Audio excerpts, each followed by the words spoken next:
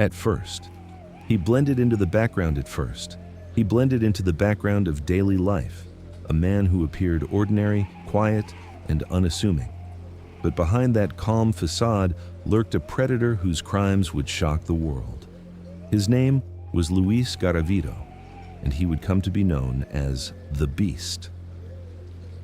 Born in 1957 in a small Colombian town, Garavito's early life was marked by trauma and abuse.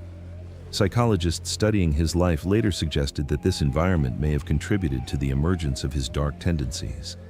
He experienced neglect, witnessed violence, and developed a worldview shaped by fear and aggression. Yet, despite these early warning signs, the magnitude of his crimes far exceeded anything that could have been predicted. By the early 1990s, Garavito began a killing spree that spanned nearly a decade. His victims were predominantly young boys, ranging from 6 to 16 years old. He would carefully select his targets, often targeting children who were vulnerable or living in difficult circumstances. He lured them with promises of candy, work, or money, manipulating trust and innocence to draw them into his control.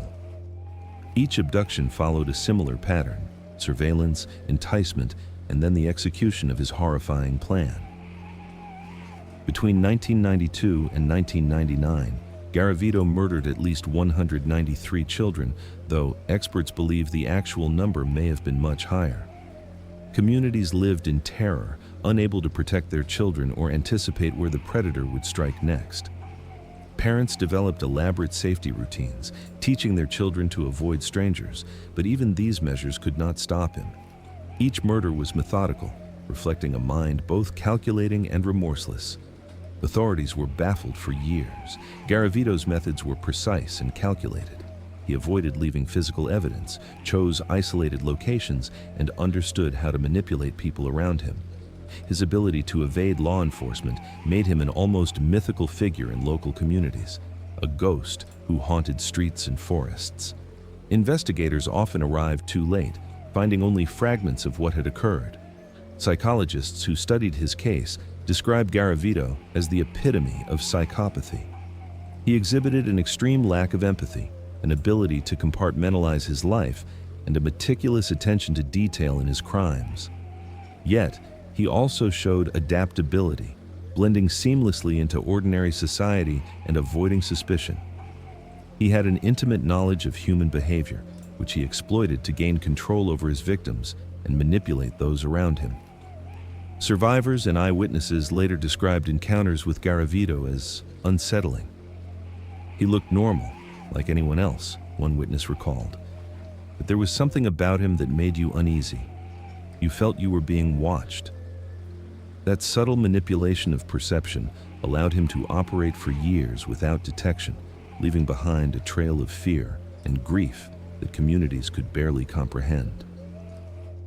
The first hints of a pattern emerged as investigators began connecting missing person reports. The scale of the crime was staggering. Authorities realized they were not dealing with a single impulsive criminal. They were confronting a predator capable of orchestrating hundreds of murders with calculated precision. But even as awareness grew, Garavito continued his spree, refining his methods and remaining steps ahead of law enforcement. By the mid-1990s, fear had become pervasive. Towns were filled with anxious parents, children were warned to avoid strangers, and whispers about a monster moved through schools and marketplaces. Yet, Garavito's intelligence and understanding of human psychology allowed him to exploit the very systems designed to protect the vulnerable. Each disappearance deepened the terror, leaving communities paralyzed with suspicion and grief. It wasn't until 1999 that Garavito made a critical mistake, one that would finally bring his reign of terror to an end. During an attempted abduction, authorities intercepted him. What followed was one of the most extensive criminal investigations in Colombian history. The man known as the Beast would soon confess to crimes beyond comprehension, revealing the horrifying scale and cold calculation of his acts. Once in custody, Luis Garavito's confessions revealed horrors beyond comprehension. He admitted to at least 193 murders, many of them in graphic detail, recounting how he selected his victims, lured them, and executed his plans with a terrifying calm. Each confession was delivered without remorse, almost clinically, as though he were describing a routine. For investigators, the confessions were both a breakthrough and a nightmare. The scale of the crimes was staggering, and the meticulous detail confirmed the depth of his planning and depravity. Psychologists studying Garavito describe him as one of the most extreme cases of psychopathy ever documented. He exhibited an utter lack of empathy, extreme manipulativeness, and an intelligence that allowed him to blend into society while committing heinous acts. He was able to compartmentalize his life entirely, presenting as a normal member of society while orchestrating a series of murders over years. Experts noted that his ability to anticipate human behavior was central to his success as a predator. He knew how to appear trustworthy, how to exploit vulnerabilities, and how to strike when he would face the least resistance. The trial of Garavito became a national and international spectacle. Families of the victims testified, recounting their pain, grief, and shock. Survivors shared their harrowing experiences. The courtroom bore witness to the scale of human tragedy, the unimaginable cruelty, and the societal failure to protect the most vulnerable. Journalists covered every detail, and the world watched as Colombia confronted the reality of a man capable of such horror. Garavito was sentenced to over 1,800 years in prison, though Colombian law limited his actual imprisonment to 40 years. The sentence reflected not only his crimes, but the nation's attempt to grapple with an incomprehensible loss. His actions left communities traumatized, children fearful, and families shattered. Memorials for victims now serve as somber reminders of innocence lost and the need for vigilance. Beyond the legal consequences, Garavito's case has become central to the study of criminal psychology. Experts analyze his life, his methods, and his confessions to understand extreme psychopathy. The case underscores the importance of early detection, understanding behavioral patterns, and implementing protections for vulnerable populations. Luis Garavito's story is not merely a statistic. It is a narrative of human vulnerability, the consequences of unchecked evil, and the importance of societal awareness. Each victim represents a life stolen, a family forever altered, and a community haunted by grief. His crimes remain a grim reminder that evil can hide behind the most ordinary appearances, and that understanding such darkness is critical to preventing future tragedies. Even decades later, the legacy of the beast continues to resonate. Awareness campaigns, memorials, and ongoing studies ensure that the victims are remembered and the lessons of this case are not forgotten.